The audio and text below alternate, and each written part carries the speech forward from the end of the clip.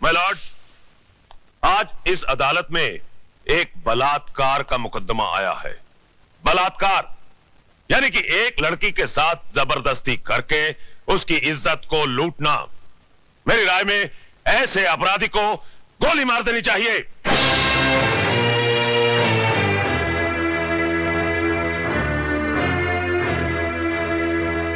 अगर एक लड़की अपनी मर्जी से एक लड़के के साथ हम बिस्तर होती है और उसके बाद अपने कपड़े खुद ही फाड़ती है, अपने बाल बिखेरती है और अपने ही नाखूनों से अपने बदन पे निशान लगाकर चिल्लाती है, बचाओ बचाओ मेरा बलात्कार हो गया, तो क्या अदालत मान लेगी? I object your honour. मेरे फाजिल दोस्त मिस्टर ज्ञान प्रकाश एफआईआर में दर्ज रिपोर्ट को झूठा कह रहे हैं। झूठी रिपोर्ट को झूठा कहना गलत नहीं है वकील साहब। रिपोर्ट लिखी किस पुलिस ऑफिसर ने थी माय लॉर्ड? उस पुलिस ऑफिसर ने जो सरदार करतार सिंह के कर्ज तले दबा है और बचपन में एक चोर था। इंस्पेक्टर खान, क्या ये सच है? माय लॉर्ड, दरअसल आप सिर्फ हां या ना में जवाब दीजिए। ये सच है। That's all your honour. जिस इमारत की नींव ही खोखली हो, उस इमारत का अंजाम क्या होगा? आगाज हुआ ही नहीं और आप अंजाम तक पहुंच गए वकील साहब। इस हादसे के चश्मदीद गवाह है योर ऑनर 40 मासूम छोटे छोटे बच्चे, जिन्हें ना ही आपकी बुलंद आवाज का खौफ है और ना ही किसी अंजाम की परवाह। आप फिक्र मत कीजिए वकील साहब, धीरे धीरे सबको बुलाऊंगा इस कटहरे में। माय लॉर्ड, सबसे पहले मैं मिस माला से कुछ सवाल पूछना चाहता हूं।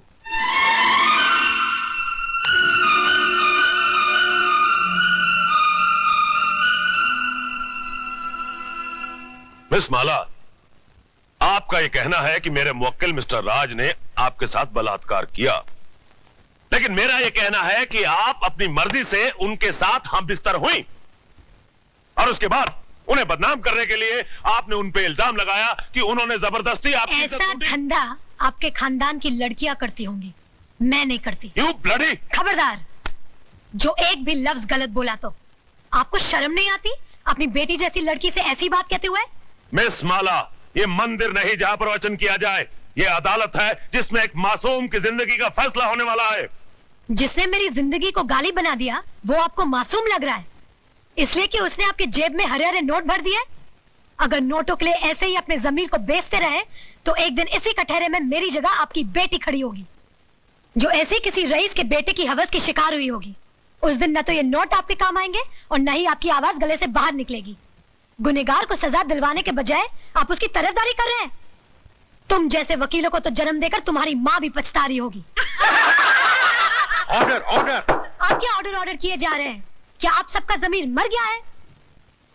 ये वही हिंदुस्तान है जहाँ औरतों को पूजा जाता था, कभी सीता के रूप में तो कभी सावित्री के रूप में।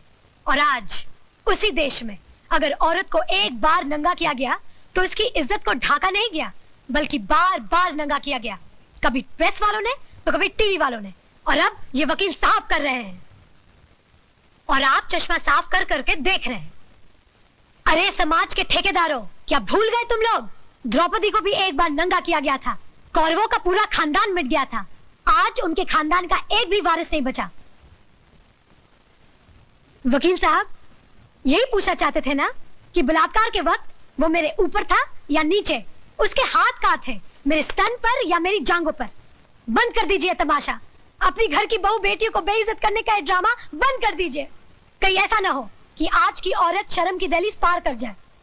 इस अदालत में कल जो मुकदमा आएगा वो ये नहीं होगा कि एक लड़के ने एक लड़की का बलात्कार किया, बल्कि ये होगा कि एक लड़की ने एक लड़के का बलात्कार किया। सिर झुकाए ये खड़ा होगा, ये मैं नहीं। Order order! The court is adjourned. ये लड़की है या किसी देवी का अवतार? अरे पिछले 30 साल में मैंने बड़े से बड़े धुरंधर वकीलों को अदालत की धूल चटवा दी, लेकिन इसने मुझ जैसे पहाड़ को अपने पैरों तले रौंद के रख दिया। मगर आप तो अपने आप को माइक टाइसन कहते थे। माइक टाइसन को भी कोई मर्द नहीं पछाड़ पाया था। अरे उसे भी पछाड़ा तो एक मामूली सी लड़की ने। मगर अब हम क्या करें ये तो बताइए। इससे पहले कि कल सुबह जज अपनी कुर्सी पर बैठे, माला को इस दुनिया से उठवा दीजिए।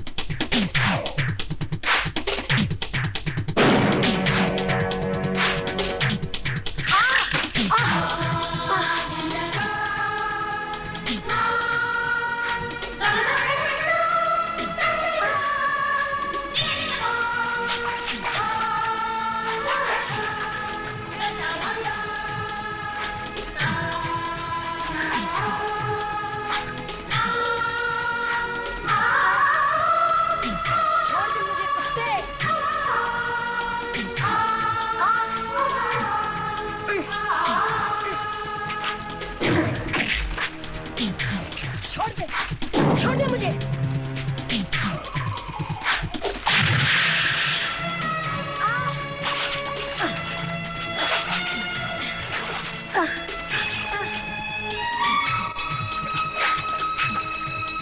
खोल दे साली का मुंह, इसके मुंह में तेजाब डालता हूं।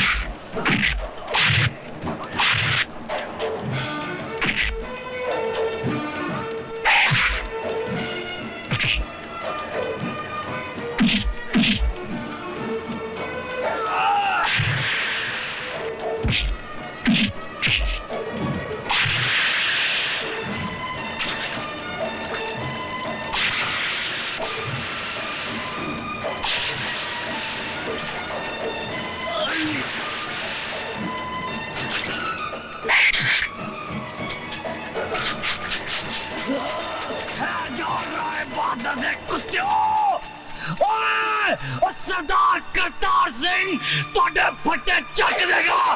क्या राय बहादुर पैर के टकेलू। मिलॉर्ड, पिछले 30 सालों से मिस्टर ज्ञान प्रकाश इंसाफ के इस मंदिर की चौखट पर अपना माथा टेकते आए हैं। इस देवी के चरणों में श्रद्धा के फूल चढ़ाते आए हैं, क्योंकि ये अब तक हर मुकदमा जीतते आए हैं। लेकिन आज जब पहली बार इन्हें शिकस्त की हल्की सी झलक दिखाई दी तो ये बौखला गए। इंसाफ के इस मंदिर से इनका विश्वास उठ गया, इस देवी में इनकी श्रद्धा टूट गई और इन्होंने अपने हाथों में इंसाफ के तराजू की जगह दौलत की तलवार उठा ली। मेरी मुवक्किल माला को इस दुनिया से उठाने का फैसला कर लिया, उस पर कातिलाना हमला करवाया। अगर यकीन नहीं आता मिलॉर्ड, तो आप खुद ही देख लीजिए माला के जिस्म पर पड़े हुए जख्मों के ये निशान। मैं अपने फाजिल दोस्त से यह पूछना चाहूंगा कि अगर इस मुकदमे का फैसला अदालत के बाहर ही करना था तो इस अदालत में आने का ढोंग क्यों रचाया जा रहा है? जब इन मासूम बच्चों के बयान के बगैर इस मुकदमे को अंजाम तक पहुंचाया जा सकता है तो फिर इन्हें क्यों बुलाया गया है?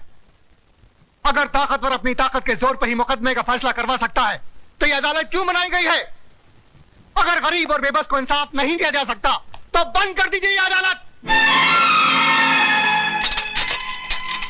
रुक जाइए जज साहब, आप अपना फैसला सुनाए इससे पहले मैं आपसे एक सवाल पूछना चाहती हूँ। पूछो। अगर मुकदमा ये वकील साहब जीत गए तो इन्हें ढेर सारे नोट मिलेंगे और इनका मौकिल छूट जाएगा, और अगर ये वकील साहब जीत गए तो इस आदमी को 7 साल की सजा हो जाएगी। दोनों ही सूरतों में मुझे क्या मिला? कानून ने मेरे साथ क्या इंसाफ किया? जो इंसान कानून की मर्यादा को तोड़ता है, कानून ही उसे सजा देता है। मर्यादा मेरी तोड़ी गई है, कानून की नहीं। इज्जत मेरी लुटी है, कानून की नहीं। Order, order. क्या मैं माथे पे लगे इस कलंक के साथ जी सकूंगी? कौन थामेगा मेरा हाथ? कौन भरेगा मेरी मांग में सिंदूर? किसके नाम का मंगलसूत्र मैं पहनूंगी अपने गले में? अरे इस देश में तो सीता माँ को भी अग्नि परीक्षा के बाद माफ नहीं किया गया था, फिर मैं तो एक मामूली सी लड़की हूं। हर लड़की बचपन से एक ख्वाब देखती है कि एक दिन उसकी बारात आएगी, उसका राजा घोड़े पे सवार होकर उसे ब्याह कर डोली में ले जाएगा। पर मेरा ये ख्वाब ख्वाब ही रह गया। क्या मेरी बारात कभी नहीं आएगी? क्या मेरा राजा अब कभी नहीं आएगा? जज साहब, क्या मैं बिन ब्याही रह जाऊंगी? क्या मैं बिन ब्याही रह जाऊंगी?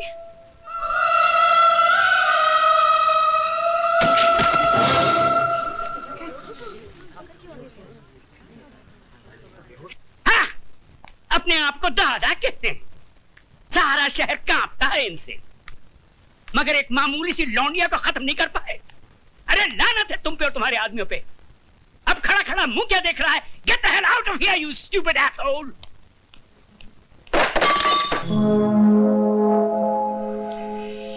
कौन है वहां? सामने आओ वरना गोली मार दूंगा। तुम किस किस को गोली मारेंगे साहब? एक गुनाह को छुपाने के लिए और कितने गुनाह करेंगे? पूरा शहर तुम्हारे नाम पर थूक रहा है। पूरे शहर को मिटाएंगे। साहब, इंसान ही बने रहना, भगवान बनने की कोशिश मत करना, वरना वो ऐसा मिटा देगा कि ना तुम जी सकोगे ना ही मर सकोगे। तुम्हारी ये मजाल कि हमारे सामने जबान खोलो। 40 साल लगे साहब, 40 साल, तब जाके जबान खुली है। पैसों से बहुत बड़े हो गए, लेकिन इंसान छोटे रह गए। कौशल्या,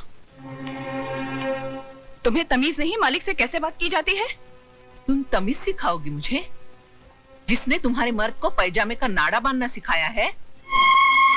अरे बहू, जब घर में आग लगी हो तो पानी डालकर उसे बुझाया जाता है, लेकिन तुम उस आग में तेल डाल रही हो। अगर इसी रफ्तार से तेल डालती रही तो कुछ ही दिनों बाद यहाँ हवेली नहीं शमशान घाट होगा। इनफ इज इनफ, नमक हराम, दफा हो जाए यहाँ से। और खबरदार जो फिर इस दहलीज पे कदम रखा। फिक्र मत करो साहब, तुम्हारी दहलीज पर पैर तो क्या, उस पर थूकूंगी भी नहीं।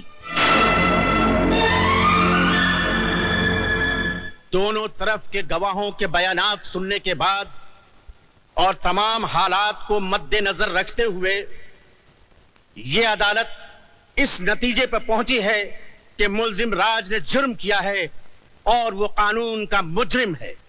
लेकिन कानून से पहले वो माला का मुजरिम है, जिसकी जिंदगी को उसने तबाह कर दिया और समाज में इज्जत से जीने का हक उससे छीन लिया। लिहाजा ये अदालत मुल्जिम राज को यह हुक्म देती है कि जिस लड़की को नंगा करके उसने बेइज्जत किया, उसी लड़की से शादी करके उसे अपने घर की इज्जत बनाए।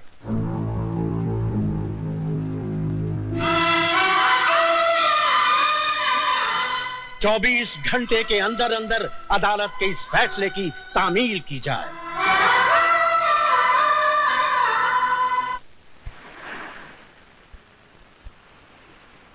लिहाजा यह अदालत मुल्जिम राज को यह हुक्म देती है कि जिस लड़की को नंगा करके उसने बेइज्जत किया, उसी लड़की से शादी करके उसे अपने घर की इज्जत बनाए। 24 घंटे के अंदर अंदर अदालत के इस फैसले की तामील की जाए। मैं किसी भी कीमत पर उस लड़की को नहीं अपनाऊंगा। हाई कोर्ट में मुकदमा लड़ूंगा, सुप्रीम कोर्ट तक जाऊंगा। जाओ, जरूर जाओ। आज तो हम सिर्फ इस शहर में बेइज्जत हुए हैं, कल हमें सारे मुल्क में बेइज्जत करो और परसों सारी दुनिया में, ताकि वो लोग जिनकी आज तक हिम्मत नहीं हुई थी इस हवेली की तरफ आंख उठा के देखने की, घर में घुस आए और हमारे मुंह पे थूके। तो क्या मैं दुनिया की परवाह करूं, अपनी जिंदगी की नहीं? उस मामूली लड़की से शादी कर लूं मैं? अब वो एक मामूली लड़की नहीं रही, अखबारों की सुर्खियां बन गई है वो, इस शहर के हर आदमी की बेटी बन चुकी है वो। तुम्हारी भलाई बस इसमें है कि तुम कोर्ट का ऑर्डर मान लो और उस लड़की से शादी कर लो, वरना ये घर तबाह हो जाएगा। मैं आपके लिए 7 साल की सजा काटने के लिए तैयार हूं, मगर उस लड़की से मैं हर की शादी नहीं करूंगा। जिस लड़के ने सुबह का सूरज तक न देखा हो, जिसे किसी चीज को हासिल करने के लिए कोशिश तक न करनी पड़ी हो, उसे क्या मालूम कि जेल की कोठरी क्या होती है, उसका अंधेरापन कैसा होता है। अगर आप नहीं चाहते कि मैं 7 साल की सजा काटूं, तो क्या उम्र भर की सजा भुगतूं उस लड़की से शादी करके, अपनी जिंदगी तबाह कर लूं? शादी तुम करोगे, लेकिन अपनी जिंदगी तबाह करने के लिए नहीं, बल्कि उसकी जिंदगी तबाह करने के लिए। हम समझे नहीं बहू। बाबूजी, अदालत से उसने अपने लिए जिंदगी नहीं, मौत मांगी है।